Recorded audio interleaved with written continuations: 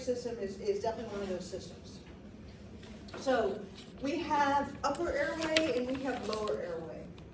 Our upper airway is very important in making sure that nothing bad gets into our lower airway. And you have often heard this, right? I have a URI. Everybody heard that? What's a URI? Upper respiratory infection. That's right, upper respiratory infection. So when you hear that, now you know that a URI is up here just in the upper respiratory infection. It's your nasal cavity, your nostril, where your finger goes while you're driving, your oral cavity, your pharynx, your larynx, your trachea, your right main and left bronchus. Now, but when you get down here, when you get to your trachea, now we're in your lower respiratory. This is where your lungs are, your bronchioles. This would be more like a pneumonia down here. But up here is when you get inflammation, you get congestion. That's an upper respiratory infection. Down here is a lower respiratory infection. So upper respiratory, this is where you get cleansing, humidifying, and filtering. This is what's actually happening here in your nasal cavity.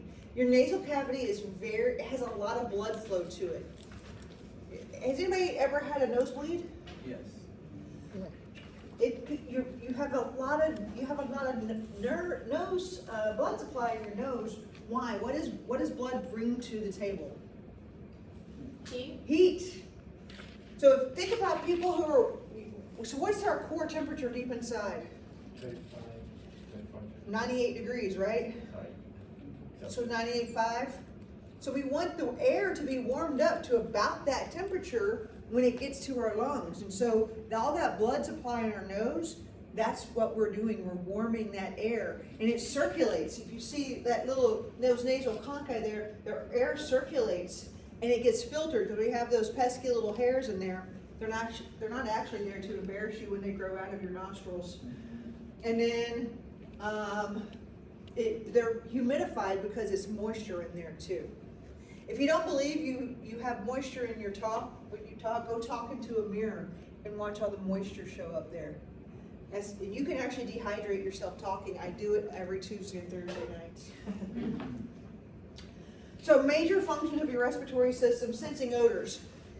That is a very important thing that we do. We had a disease that came up a couple of years ago that took that away, and it made people really appreciate that. You lose your sense of smell. You're like, why can't I smell anymore? Some people have lost it and never got it back. Most people it was really transient. But what is smell intrinsically tied to? A couple things. What is smell tied to? Taste. If you can't smell, you can't taste. Taste is so important to what we eat. It's important to how much we enjoy what we eat. And what we eat is so much tied to who we are. I just finished reading a book about this woman who is from Korea. Kind of stolen away from Korea. And her ability to cook her Korean foods brought her back to her childhood and where she was from. It's a hugely important thing, right? So, and we all have our comfort foods from what made us, where we grew up, right? That's what makes it. So foods are not just what nourishes our body, it nourishes our soul. And being able to smell it and taste it, that's really important. It is not a little thing. That's a big thing. But also smell does something else that's really important for us that you're probably not going to think of, but I want to throw it back out there. What does smell also do to us? Immune system? Huh? Does it help with immune system? Because you smell something bad. It's a safety mechanism. It is a safety mechanism, that's true. So if there's a fire, you're going to smell it, right? You go nose blind in your house so that if you can smell something that's not supposed to be there, like a dead body. I watch a lot of Discovery. But smells also bring back memories, right? Right? You smell something that reminds you of your grandmother's kitchen, you're right back in your grandmother's kitchen, right? So sensing odors is a really big part of what the respiratory system does. Speech production. There's no future speech pathologist in here, right? So speech pathology, speech production, if you can't breathe, if you're not breathing right, you're not going to talk, right? So when do you talk? On inhalation or exhalation? Exhalation. And so trained singers have great lung volumes. Like those opera singers, or even any of those singers, like how many of you are trying to hit the notes while you're driving down the road and you falter? Like they're still carrying those bad boys, and you're like, ew, and then you just turn up the radio so you still sounds like you're still singing with them, right? It's because they have trained their diaphragms and their lungs. Their lung volumes are huge, and so that is what speech production is for. So you are exhaling, you are talking. On an exhale, on an inhale, you're preparing for the speech. And so how we talk is actually very complex. People who've had strokes, especially in certain parts of their brains, they lose their ability to speak. If you lose your ability to speak, not surprisingly, you also lose your ability to swallow. And that's a big thing, because now maybe you don't get to eat anymore and you have to eat through a tube. Coughing, why is coughing important? Why is the ability to cough important? Because sometimes pathogens come, then you just cough and Be able to protect your airway, it's huge. If you can't protect your airway, that's very dangerous. Not just from pathogens, but from what do? What shares the same eat? If you eat and you get something in your lungs, it's called aspiration. You can get an aspiration pneumonia. So not being able to protect your airway, it's a very big deal. So coughing, that coughing reflex is a very big deal. Sneezing. This one is the one that's the one we all knew, right? We all knew that's what the respiration system was for. And then you spoke to the acid-base balance, which is very, very true. So, nasal cavity. Doesn't get a whole... How does it maintain the Acid base? What is CO2? Carbon dioxide. Huh? carbon dioxide? And what is that, an acid or a base? It's an acid, right? We've talked about this before, but I'm gonna really out on it now. So it's a base. It's an acid. So if I slow my breathing down, and my pH does what? If I suddenly can't breathe because I've overdosed on a narcotic, So it goes too high. so my pH, my CO2 goes too high. Where does my pH go? Goes down. What's my normal pH for? 7.3 to 7.5. 735, 745. If my PCO2, which that's a partial pressure of CO2, so normal PCO2 is 45 to 50. If it goes up to 60 or 70, now I'm acidotic. And my pH might be down to 7. And that's no good. But your body can fix that, it'll start breathing. Let me give you an example. Anybody know anybody who's diabetic? Type 1 diabetic? So people who are diabetic, they have all the glucose in the world, but they can't use it. Because why? They don't produce insulin. They don't produce insulin. So they have all the insulin, they have all the glucose in the world. It comes out in their urine, comes out in their breath smells sweet. But because they are not using the glucose, they switch metabolism, and now they're burning their fat and they're burning their proteins, their own proteins. And so they become very acidotic. They get into a ketoacidosis, right? So it's called diabetic ketoacidosis. I've seen diabetics come in with a pH of 6.8 before. If you are not diabetic and you come in with a pH of 6.8, you coded, this is not a life-sustaining pH. Something very bad has happened. If you're diabetic and you come in with this, you're in the middle of a DKA crisis. You've either just been diagnosed or you have not been taking care of yourself and you've not been using your insulin correctly. Respiratory-wise, how you're fixing that is you're trying to blow off all your CO2. You're panting. It's called Kushma's breathing. Literally, I've seen them pant. They're trying to blow off all their CO2 as fast as possible. That's how they're trying to correct that pH. We're going to talk about it a lot more. Let's go back to here, nasal cavity. So we already talked about these sinuses, right? What was sinuses for again? What did we have sinuses for? Keep the bad stuff out. It's also to lighten our heads. heads are actually pretty heavy. What is the thing what is this made of? Bone. So it's to lighten our head, and it's also to help with our, I don't think we talked about this yet, so maybe y'all didn't know. So it's to lighten our heads, it's also to help humidify and to filter that air. So we have several sinuses. We have a sphenoid sinus, we have a frontal sinus.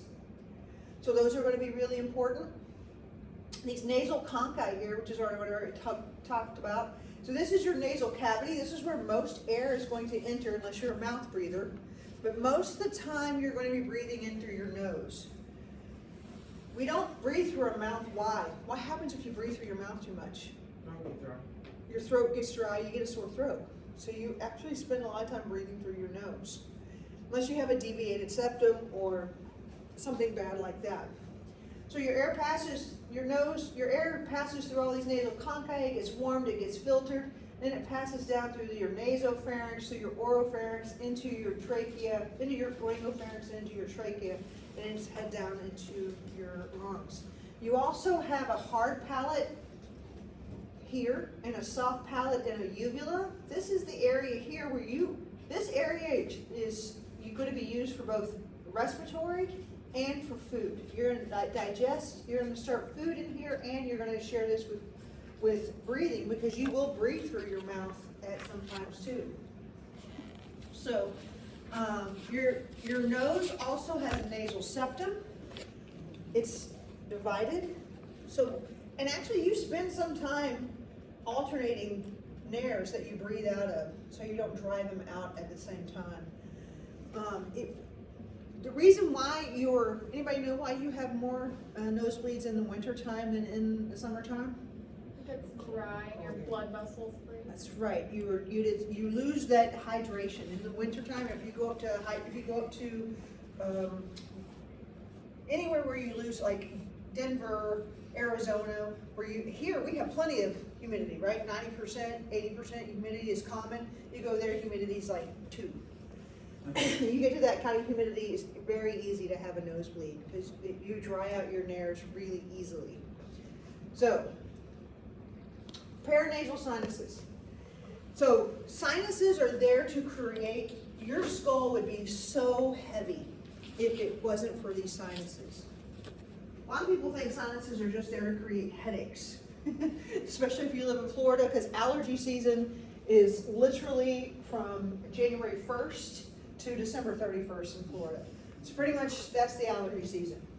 So these paranasal sinuses are there to make the skull lighter, but also to warm and moisten air. If you have chronic allergy problems, you will have sinus problems, so it can be a problem. But you absolutely are going to need to know these sinuses. So you have a sphenoid sinus, which is kind of back here. Get a good infection back there to make your jaw hurt. A frontal sinus. And if you ever go in with a sinus infection, the doctors will pound on your face. They will tap on your face. And if it hurts, they're going to know right off the bat that you have a sinus infection because your breath will smell. That you're going to have halitosis. And your teeth will ache. Your lymph nodes might be going. That's one clue of a sinus infection.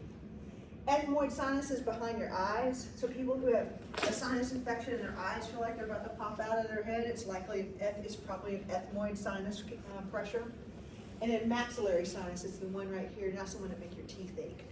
Make like you feel like your teeth are going to fall out. That's that kind of sinus pressure there. So those are all your sinuses. They actually serve a purpose of lightening your head and warming and moistening the air. It's really important that we moisten that air before it gets to our lungs. The pharynx. The pharynx is a 3-part system. It's going to be true for this, and it's going to be true for the GI tract too. You have the nasopharynx. What does naso mean? Nose. Nose, so it's right behind the nose. Naso is right behind the nose. Oro is behind the what? Mouth. Oro means mouth, that's right. And then you have the laryngopharynx, which is behind the larynx. This epiglottis is very important. Bless you. In the GI tract, the epiglottis will slam down and protect the airway when you eat. So it will slam down and protect the trachea as you have food going down into the esophagus. But if you're just breathing, this epiglottis stays up in a neutral position as you have air go down into your trachea. But when you swallow, like when I'm swallowing my ground up dinner here, my epiglottis will slam shut. It's interesting though, is as we age, this becomes a little bit incompetent. And it gets floppier. You will see elderly people tip their head forward when they eat, or tip their head forward when they drink. And they are intentionally, without even someone telling them to do that, they will do that. And they are doing that because their epiglottis isn't functioning quite as well, and it protects their airway from having problems in aspirating. Larynx. These names, right? I don't know. Someone was having a fun day that day when they were naming these things. So the larynx. So you can see from this view of the larynx how the epiglottis kind of hides up there at the top. The hyoid bone is a very interesting bone because it's a bone that has no attachment. We have another bone like that. We have a couple of them, but where in our body is there? Pedal. Huh? The patella, that's right, strong word. So, the hyoid bone, and then we have this very large thyroid cartilage with this laryngeal prominence. The laryngeal prominence is more prominent in who, males or females? Males. Especially after, Puberty. correct. Is hyoid bone considered a sesamoid bone as well? Is what? Considered a sesamoid bone? The ethmoid? Yeah, the hyoid bone. No, the hyoid bone is the Look, that- because like what type is it considered a sesamoid bone? The one that grows in a tissue. say it again. Is it considered a sesamoid bone as well? Long bone, short bone. Yeah, long bone, short bone. No, It's like a floating. it's just a floating bone. Honestly, I have no idea what its purpose for. I mean, it's just there to protect that epiglottis more than anything. That's the way it does it. Anyway, laryngeal prominence, and behind this is where you're going to find your voice box. And the more prominent the laryngeal prominence is, especially in males, you will find a difference in their tenor of your voice. Below that, you have the cricoid cartilage, and then you start having this tracheal cartilage, and we're going to talk more about this as we go along. The tracheal cartilage, and as we go through the trachea all the way down into the lungs. The trachea cartilage is very specialized. It doesn't allow for it to collapse. Why would that be important? So it Keep it goes airway. around. We always have an open airway. Yeah, right. So if you want to scream and yell, take a big deep breath, that airway stays open. There are babies who are born with something called tracheomalacia. Anybody know what malacia stands for? Softening. That's right, very good, strong word. So malacia means softening. And when these babies cry, when they take a deep breath, their airway collapses a little bit. It's the most stridulous thing you'll ever hear, a stridor. You can hear them from across the, like several rooms away when they cry. It's a horrible sound, actually.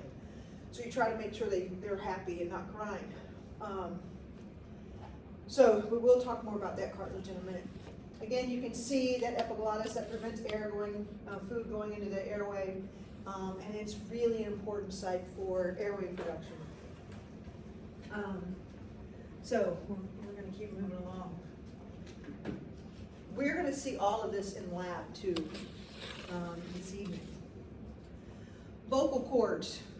These are the true vocal cords. If I was going to intubate somebody, I have their head tilted back a little bit. I'm looking through their mouth. I pull their tongue out of the way, make sure I can see past it. And this is the view that I'm wanting.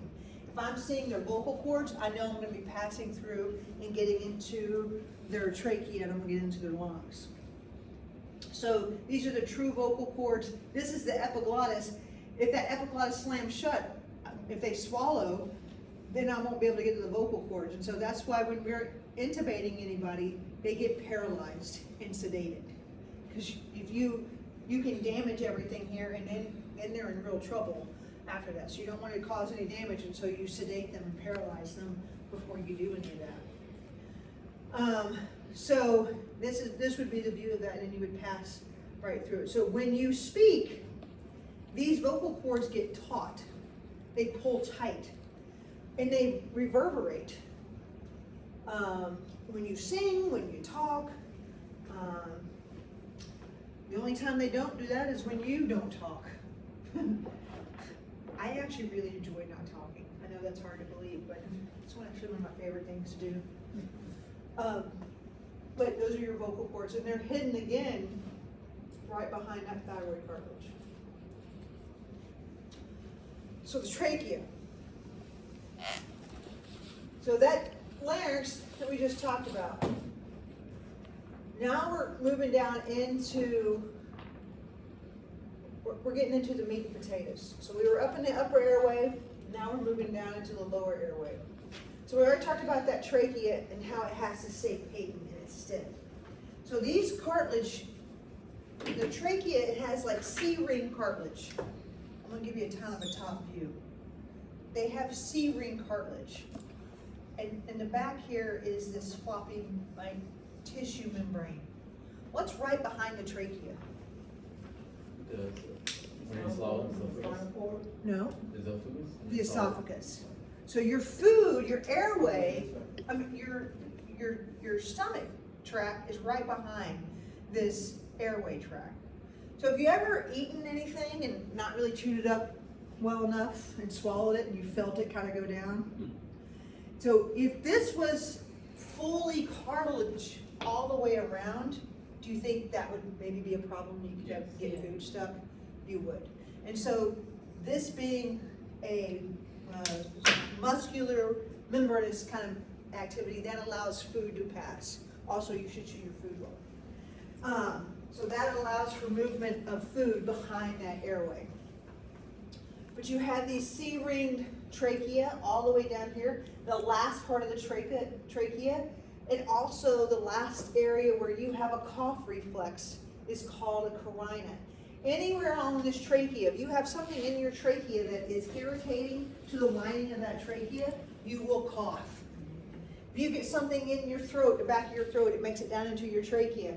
You swallow food. If you try to drink and talk at the same time. I don't know why I do this periodically, but I do. And then you cough like you can't, like you'll start crying, you're coughing so hard. That's a true aspiration.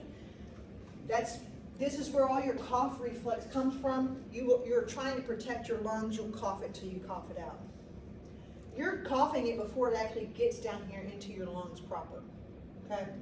The carina is the last area of the trachea before it bifurcates and goes into your lobes of your lungs. You need to know that. You need to write that down. It's also the last place where you have a cough reflex.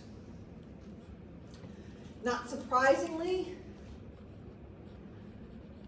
it will break off into two major bronchi. You have your right bronchi and your left bronchi.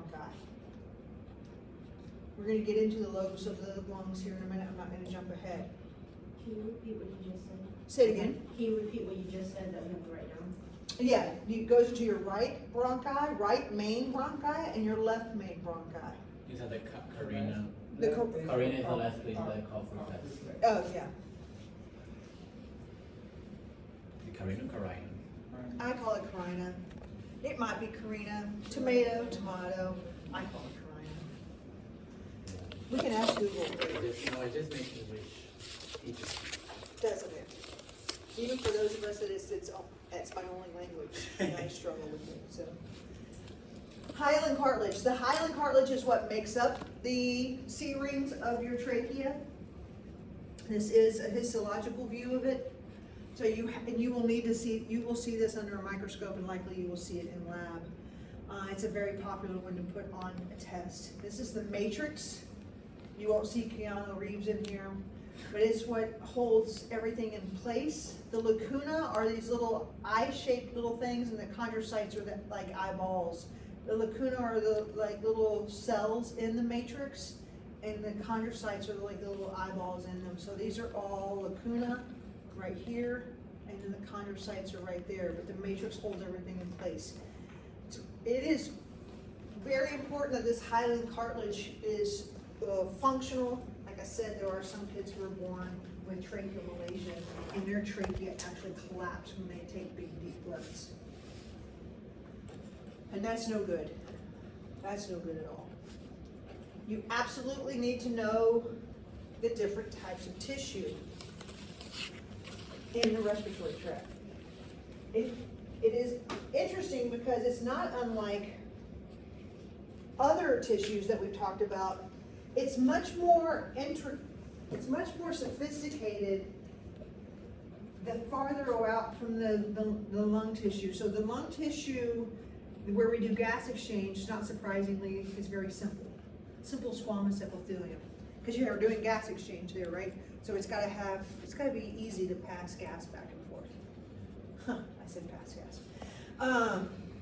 But up at the top, that tissue is made for protection. So it's gonna be very, much more complex. So this lining is called pseudostratified columnar cilia epithelium. So, or pseudostratified ciliated columnar epithelium, whichever, you can say it either way. So you can see, this is a beautiful picture of it. But all of these are little cilia. Goblet cells are going to secrete mucus. Anytime you see goblet cells, those are mucus secreting cells. Anywhere you see them in the world, well, in your body, goblet cells are secreting mucus. So mucus is a trapping agent. It's going to trap things. The cilia is going to take them, catch them. Remember we talked about this. It is the ciliated escalator that you cough up, right? We talked about this in the innate immune system. Yes. Is the acid is the mucus acidic? Is the mucus acidic? Not necessarily. It's just sticky. You ever seen those? I'm just wondering because it might help with defense as well if it's acidic, right? No, you don't want things too acidic because then you have to protect your own tissue against it. So that mucociliary escalator that we talked about in our innate immune system. So this is why we have that. So the mucus traps stuff, the cilia catches it, and then in the mornings, it's always in the mornings, always in the shower helps you expect. That's what expectorants are, right? Have you heard of expectorants? Like Mucinex? Mucinex helps you cough crap up. But in the shower, that helps you too. You get up in the morning, you've been laying down all night, you haven't been moving. If there's any body part that really likes movements, it's our lungs. And if you think about it, when you're out there right now and y'all are breathing, your lungs are moving in actually kind of 4 different directions, right? They're moving up and down and they're moving out. When you're laying down, they're not moving that way. One side of them is trapped against your mattress and they're only moving in one direction.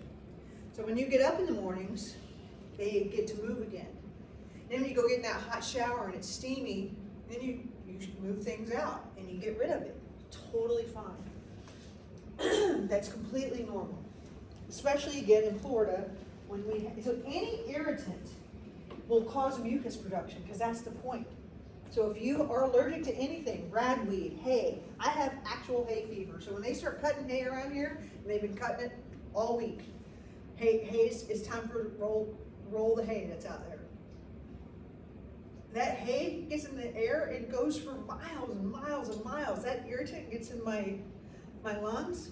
I have postnasal drip. That's causing me to have, it's making my mucociliary escalator work, right?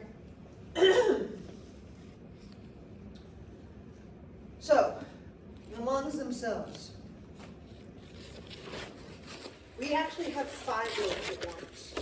We like to think that we have 2 lungs. We actually have 5 lobes. You can live off just one side or the other. We prefer to use all of them now. You have 3 lobes on your right side.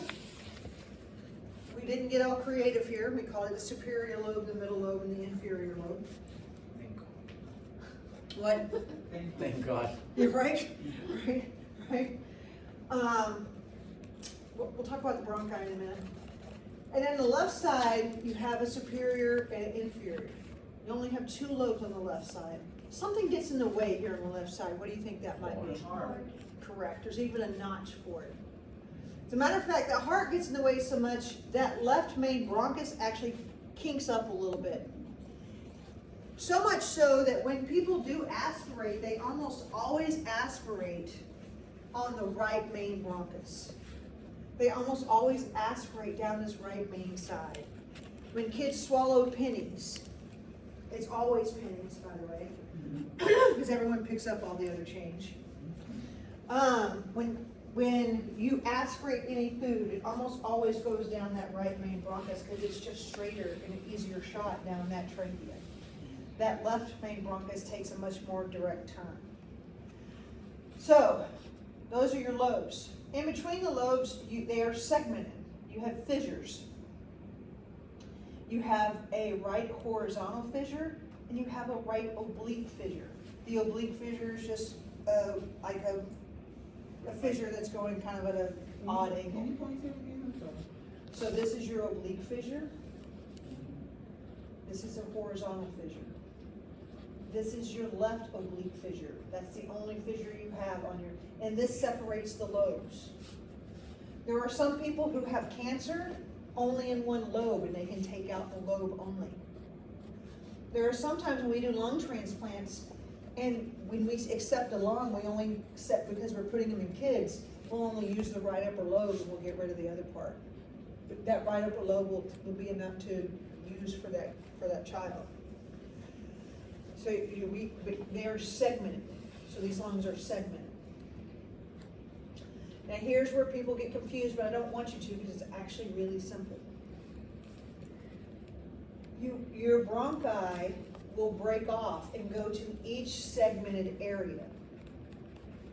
So you have your first break. Your primary break goes to the right side of the lungs and the left side of the lungs. So that's your right main bronchus making the first break.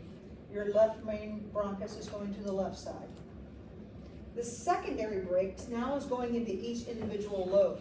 So when you have a secondary break, you're going into the superior lobe, the middle lobe, and the inferior lobe. That's your second lobe. That's your secondary break. And then the tertiary bronchus is getting this, now you're getting into the smaller and smaller bronchuses as it gets into the smaller and smaller areas into the lungs. So Over the here, middle you're- one- The so- middle one on the right-hand side actually goes to the inferior? So yeah, it's gonna be harder to see over here, but let me explain it this way. So on the right side, how many secondary bronchuses are you gonna have on the right side? 3. 3. And how many are you gonna have on the left side? 2. Correct. Because it's going to different lobes. That's what I'm saying. And then tertiary, you're gonna have tertiary all over the place. Okay? Because you're just breaking down and going into each segmented area of the lungs. That's what I was asking, is the middle secondary going to the bottom? The Yeah, inferior- this one's kind of going down here. Yeah, going to the middle, that, the inner one? Yeah, this is not a great picture for this. Okay. We'll see it better in the lab. Alright. The lab has one that you can actually put your hands on. I'm sorry, I can confuse it by the secondary break that you said. If it's 3 breaks in the right side, wouldn't it be dividing in 4 times? Because it divides 1 and then it goes to one lobe and divide twice and goes to the second 2 lobes. You're overthinking this. Maybe. You are. So the primary break is just going to each side. Secondary, you're going to each lobe. And tertiary, you're getting smaller out to the extremities, more distally. Yeah, but like if you break one, like on the like right on the top, it breaks to go to the superior lobe, right? So it breaks one time, and on the bottom it breaks again. The second time it goes to the other 2. So just 2 breaks, right? Oh, wait, hold this question until you get to lab and see it in lab. That'd be better. C. Wow. You really jumped in there.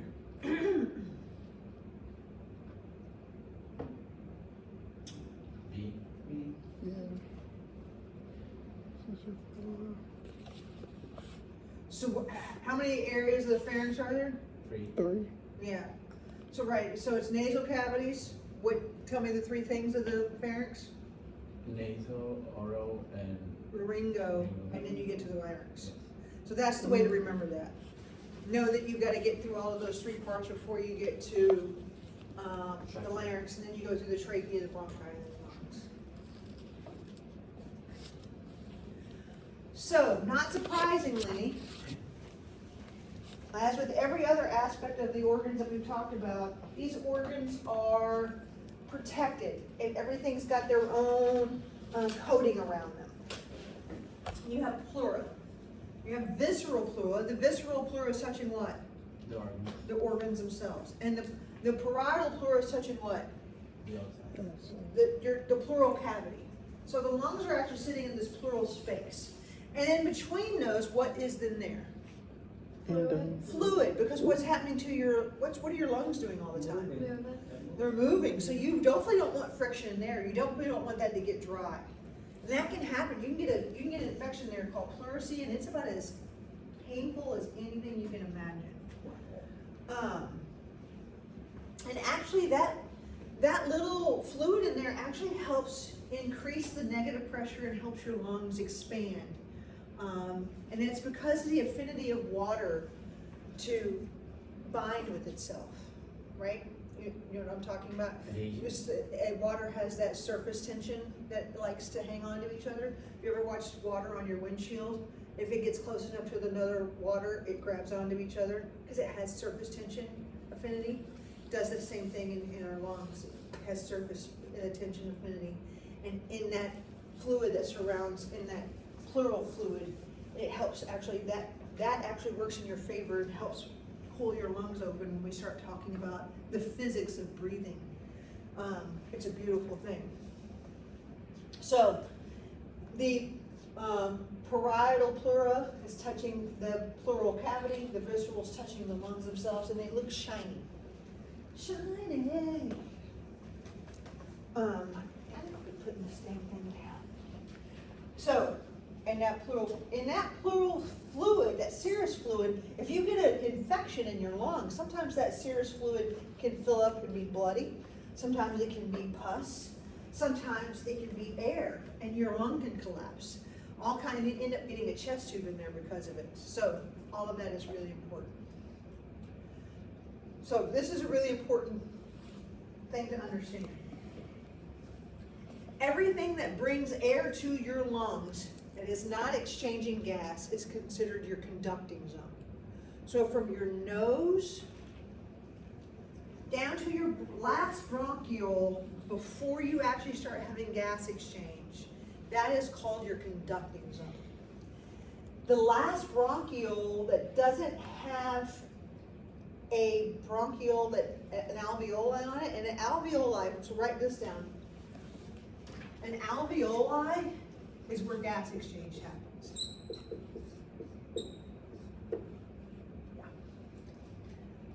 Equals. These things super stink. Stink. God. Ooh. So, these little guys here are alveoli. So the last bronchiole, so you have bronchi, bronchioles are smaller. So they got larger, come down to smaller. The last bronchiole that does not have an alveoli on it, it's called the terminal bronchiole. So from your nose to the terminal bronchiole, that is your conducting zone. That is that job is to just to bring that warm, filtered, humidified air to the lungs. Hopefully cleansed. Hopefully you got all the bad stuff out.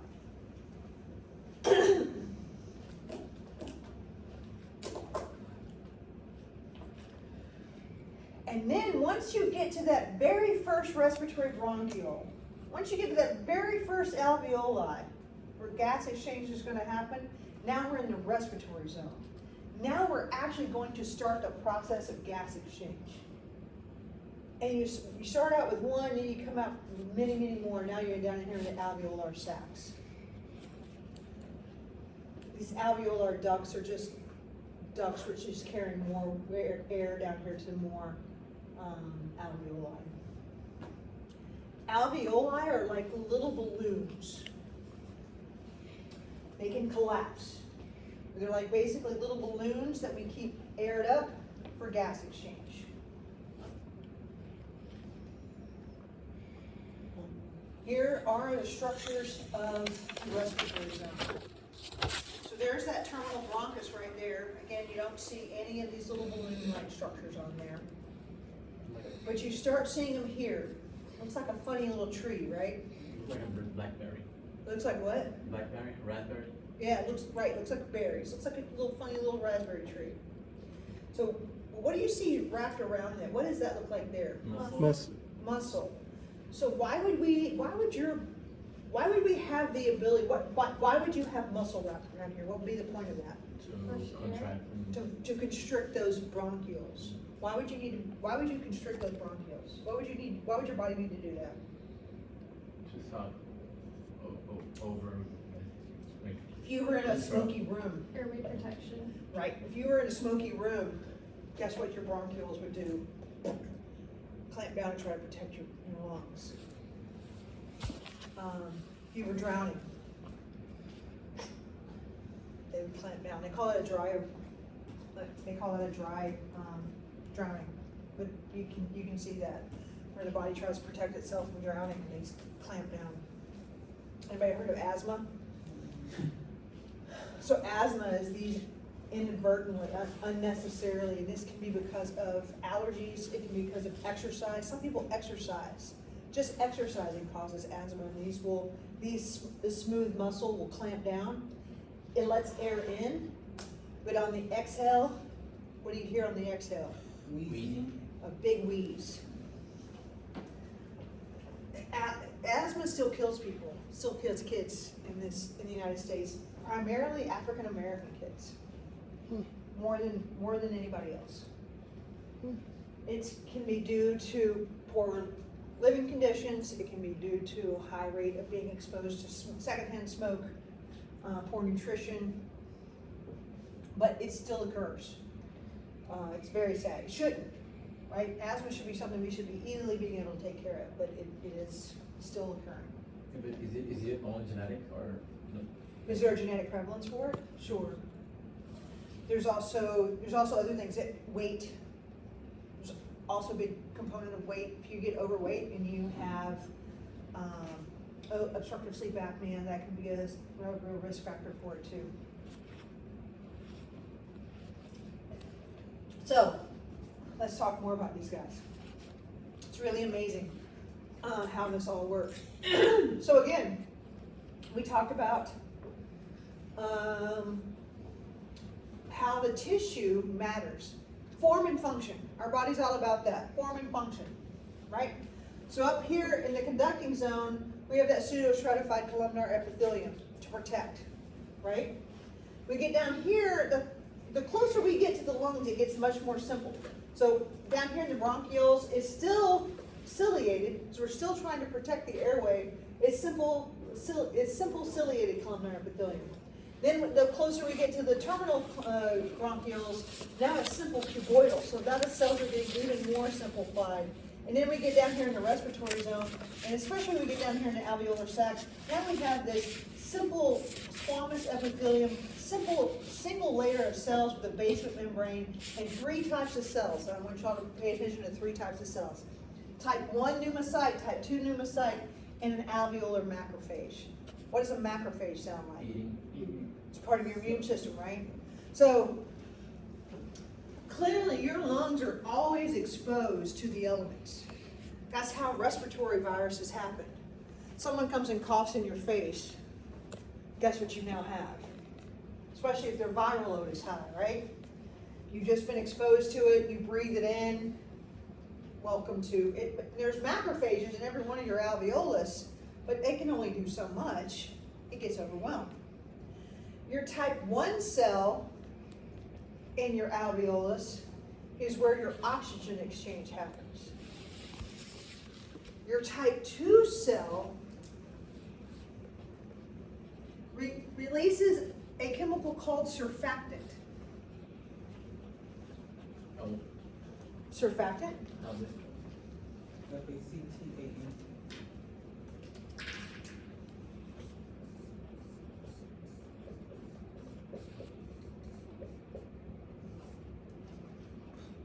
So I talked about water surface tension, right? every one of these alveoli, it's got humidified air in it, and it's a little balloon. If you put humidified air, just air, misty air into a balloon, not filled up with water, but just misted air into a balloon, what would it do? Condensed It or? would collapse. And then try blowing that up. You think you'd have a hard time blowing that up? You'd have a real hard time blowing that up. You would hurt your lungs trying to blow that up. So, what surfactant does is it breaks surface tension. That's what surfactant does. It breaks that surface tension. And it allows to keep all these alveoli open and allows for air exchange.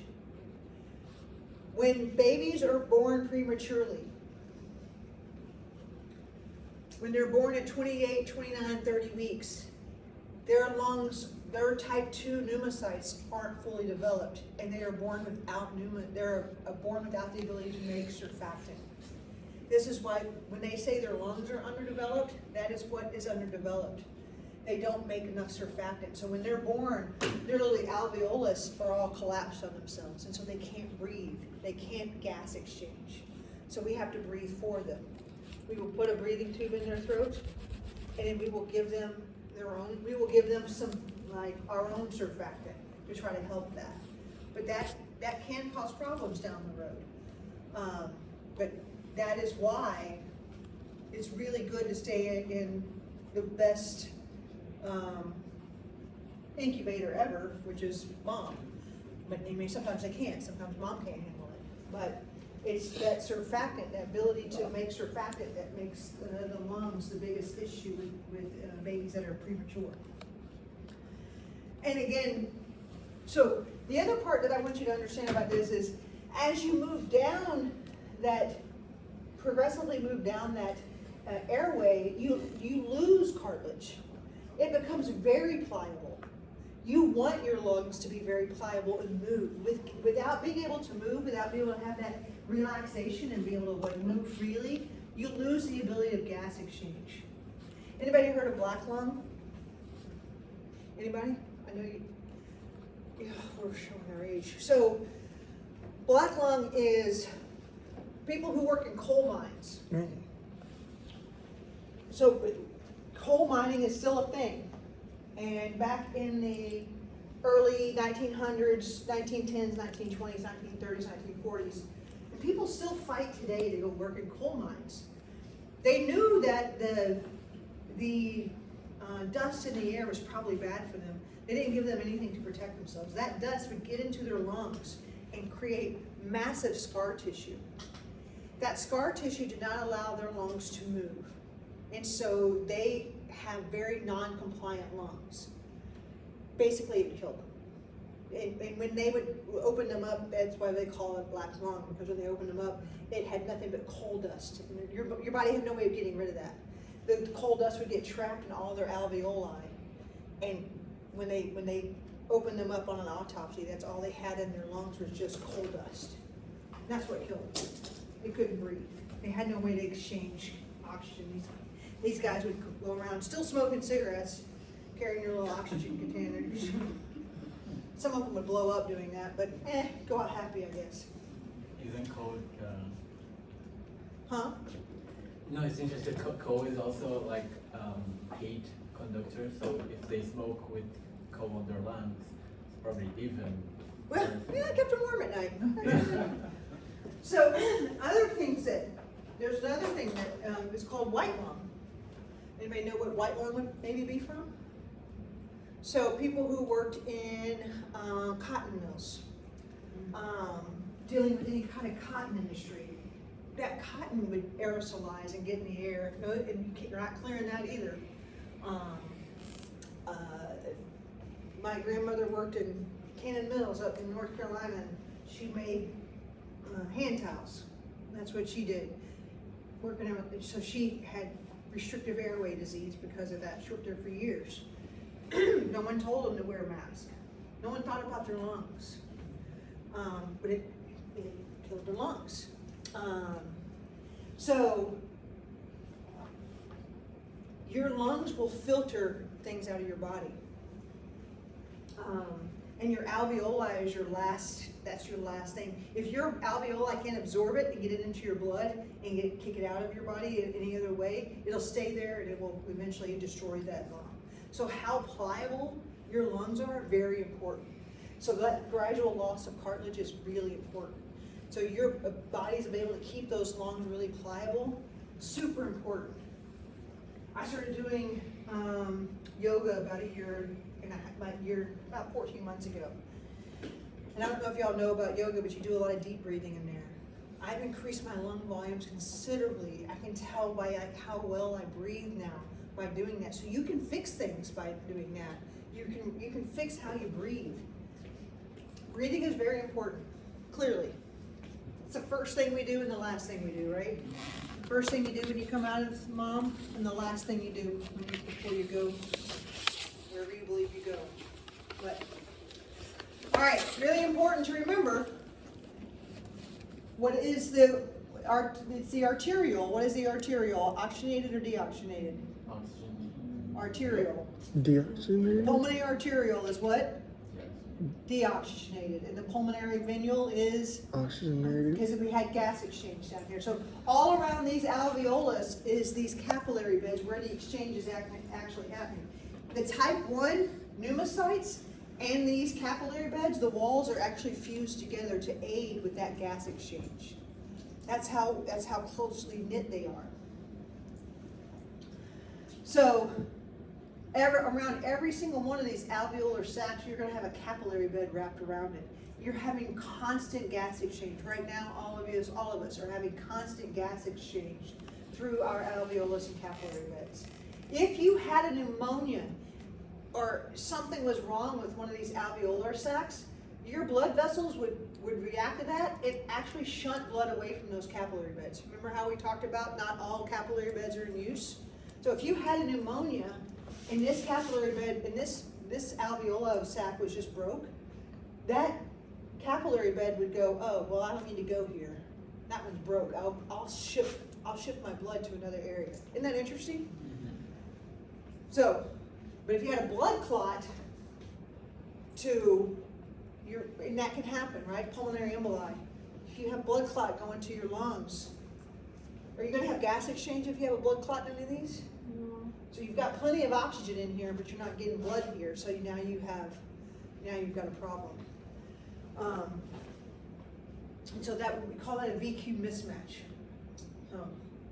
But this is again in your respiratory. All of that is occurring in your respiratory zone. But don't forget, in pulmonary, the arterial and the venual are doing opposite of what's happening everywhere else. The arterial is deoxygenated, the venual is oxygenated. The venual is received that oxygen from those alveoli, and we'll talk about how that happens. So here we are again, the alveolus. This is where the magic happens. You have a type 1 cell and a type 2 cell and an alveolar macrophage. Macrophage is there to it's the bouncer. But you can see all the blood vessels that are scattered through around those alveolar sacs. And you said the type 1 is for O2 exchange, type 2. And CO2. Don't forget the CO2. Because what do you breathe out? And 2 is releases surfactant, and Correct. macrophage was what? What is a macrophage for? I mean the alveolar macrophage, cell eating. Yeah, it's for your immune system. So if everything is something that made it through all the way through your other defenses, it's like your last defense. It's the last guy. This is histology of the lung tissue. It's one of the ones that hopefully you get. You can see all the air, how easily, there's just very minimal tissue and a lot of air in this tissue. So that's a pretty clear indication you're in the lungs. Simple squamous epithelium. You actually can see some blood vessels through there. You can actually see blood cells in that. So you can see blood cells, and then you see all of that, just simple tissue and air. That should be a pretty easy one if you see that under a histological exam. That one should be pretty simple. Their respiratory membrane, again, their basement membranes are fused together. I don't want you to get confused about that. You see what I did there? Anybody? No? Okay. So, here's your red blood cells, here's the fused basement membrane, here's the alveoli. So, oxygen is greater where? Where's the oxygen greater? The lungs. In the alveoli. And so the oxygen, if everything's gonna go from a space of higher concentration, lower concentration, so the oxygen's gonna go from the alveoli onto the red blood cells, onto the hemoglobin. The CO2 is greater where? Blood. So the concentration's higher in the blood, so it's gonna go from the blood into the alveoli where we breathe it out. Okay, so we breathe out CO2, we breathe in oxygen, right? Is it, How much oxygen is in our air right here? Anybody know? is it, 80? 82? no, it's like 15, 16? Oh, no. 21%. That's how much oxygen is in our air that we're breathing right now. Most of what we're breathing is Nitrogen. inert nitrogen. Is it a passive transport? Say it again. The oxygen exchange, is it passive transport? It is. It's going down a concentration differential. So it doesn't use ATP? So what? Doesn't use ATP? Doesn't use what? ATP? No, doesn't need energy for that.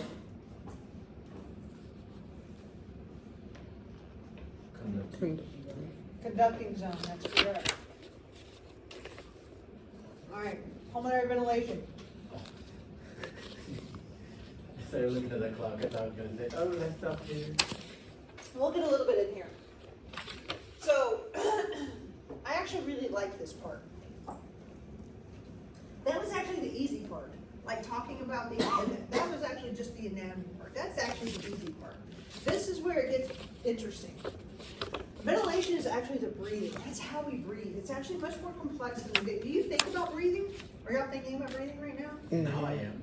Well, that's actually true. If you tell someone you're counting their breaths, they'll start breathing. They'll start messing you up on purpose. You can't tell somebody you're counting their breaths. What's a normal breath per minute for an adult? 40, 50? Huh? 50? What'd you say? 15? 15? 50? Oh no, you'd be panting like a dog. Normal breath per minute for an adult. Oh, per minute? Yeah. Oh, How fast do you think 30? you're breathing right now? Like, I would say about 8 to 16, 8 to 15 seconds? per minute. You're not breathing that fast. I'm not following the Like parameter. full breaths, like in and out. Yeah, You but do like, that 8 to 16 times within a minute. oh, okay. I see, I wasn't Thank you. following. I thought 8 to 16, like 8 per 16 seconds, 8 breathing. No. That would be fast. If you're breathing 8 times per second, No, per You're 16 gonna- seconds. yeah, you're gonna That's pass why I was out. like, That's hyperventilating. You're gonna go bloop. You're gonna blow out all your CO2. We'll talk about that too.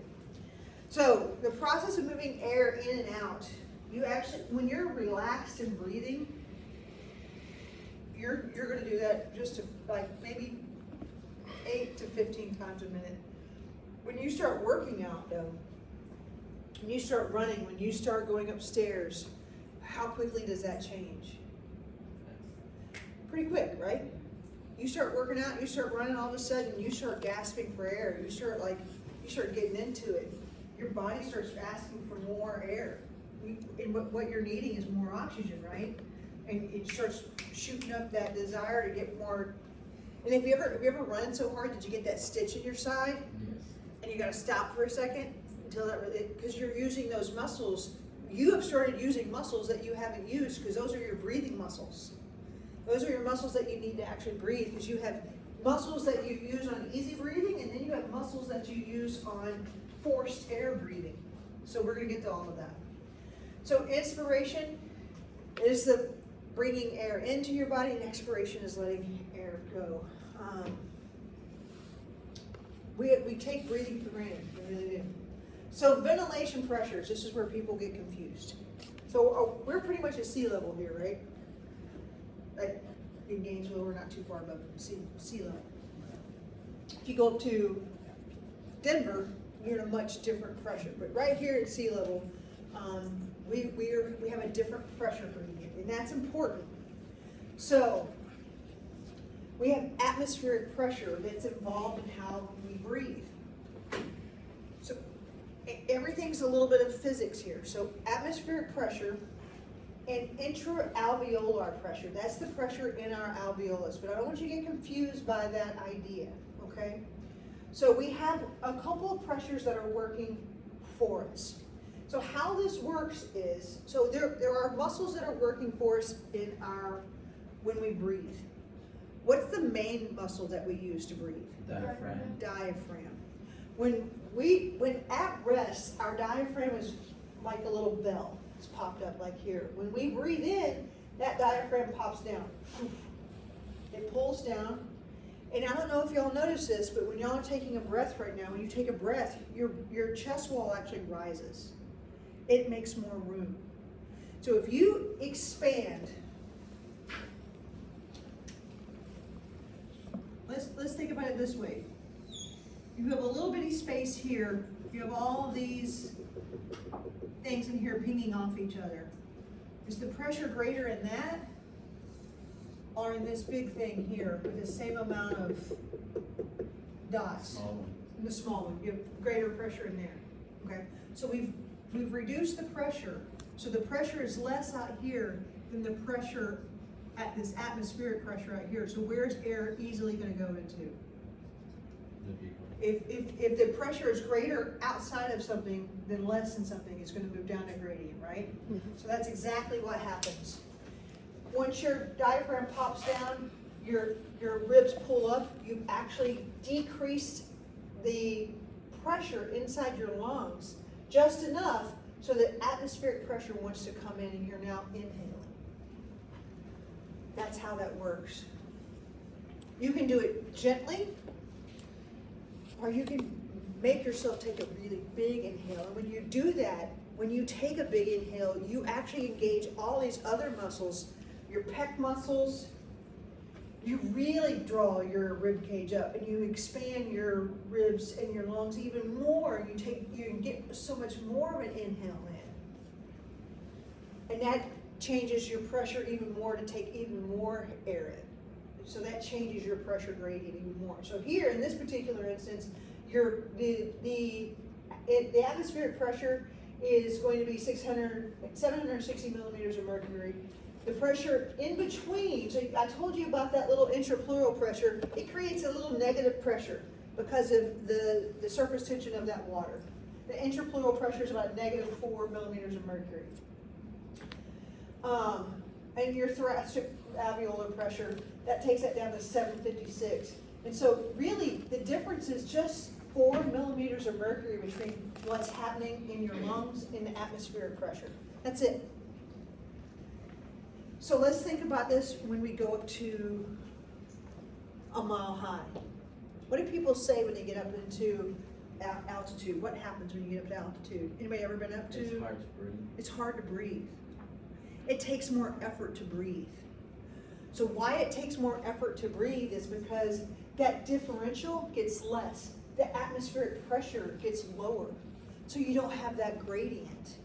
So you actually have to work harder to breathe because the gradient gets less. Does that make sense? Do you really understand, or are you just nodding at me because you want me to shut up? Oh. Okay. Because I understand that too. I feel you. So if the atmospheric pressure at mile high is only 758, and you're even like 757, let's just call it 757, and your intrapleural pressure is 756, there's really not that much of a gradient. So that means you have to work harder to bring in air in. That's why it makes you work to breathe when you go up there. If you're going up the stairs, it's like you get tired. It's work to breathe at altitude. So those people who climb those mountains for fun, you know what happens to those people who die on those mountains? Anybody? They're dead. They leave them there as markers. I'm not kidding. So people who climb like Mount Everest and those mountains, like if they don't take them off, they leave their bodies there and they use them as markers. They're at the so-and-so body, they know how far they have to go up. Isn't that crazy? There's a video on it. There's what? There's video on it. I know. That's not what I wanted to grow up to be. I'm gonna grow up to be a marker on a mountain. Like, that's not my, What is it? It's the risk you take. it is the risk you take. Just see the summit of the earth, I guess. Yep. But what happens to those people is A, it gets very hard to breathe, and the higher you go, what do you run out of? Oxygen. Oxygen. That 21% quickly becomes 18%, maybe 15%. They have to take oxygen. So I don't care how good a shape you're in, eventually your body becomes anoxic. Your muscles stop working. Oh, it's the measurement? That's the measurement. What? I don't know what mmHg is. Oh, millimeters of mercury. Yeah, but I don't know. Millimeters of mercury is, Measurement. it's a measurement. So we use, For pressure? yeah, millimeters of mercury is like Oh. how you, if you put it, Okay. mercury is So it's a heavy metal, yes. and if you put pressure in it, it would come up in a tube. And how high, Like a So you thermometer. don't use ATM? Like a thermometer. and what is what? You don't use ATM as measurement? ATM? Yeah, atmospherical. Oh, atmospheric pressure, yeah. So it would push, like, it's just a Yeah, it's, standard measurement, Yeah, it's like ounces and, yeah. because you Americans like to have a different I've never heard of this one. And we don't really use mercury anymore because it's toxic. It's a toxic substance. Yeah, just. We used to use it under, people would thermometers, put it in their tongue, it would break, and you would die from mercury poisoning. So, we're gonna do this one and we're gonna stop. So at sea level, this is important, at sea level, atmospheric pressure 760 millimeters of mercury. So when you breathe in, you drop your diaphragm, your intrapleural pressure, intrapleural, in your lungs is 756. Outside of your body is 760. That differentiation is enough for you to inhale easily. You inhale, air rushes in. Inspiration takes work. Exhalation is passive. Inspiration, your diaphragm contracts. Contraction pulls your diaphragm down straight, and your muscles of easy inspiration pulls your chest cavity up. You have to have a chest wall that works. Anybody heard of flail chest? We used to have it a lot more before we had airbags. People used to have car accidents, and they would, before they even wore seatbelts, and they would fly into the steering wheel, break all of their ribs on one side. And so when they would try to breathe on one side, their lung would just collapse. They wouldn't be able to breathe. Their lung would be in full collapse, so they would be in a big world of hurt.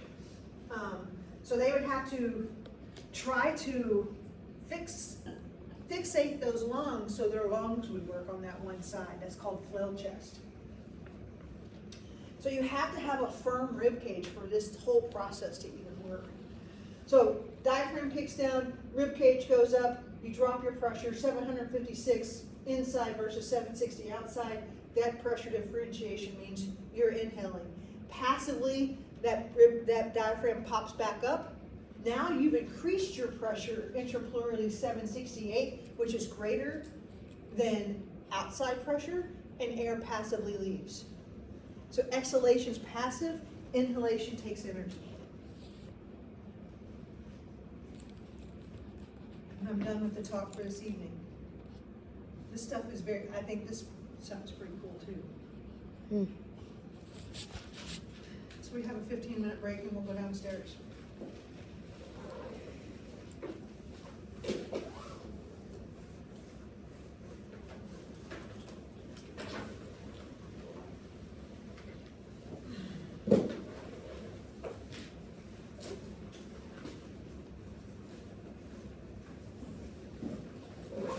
Okay.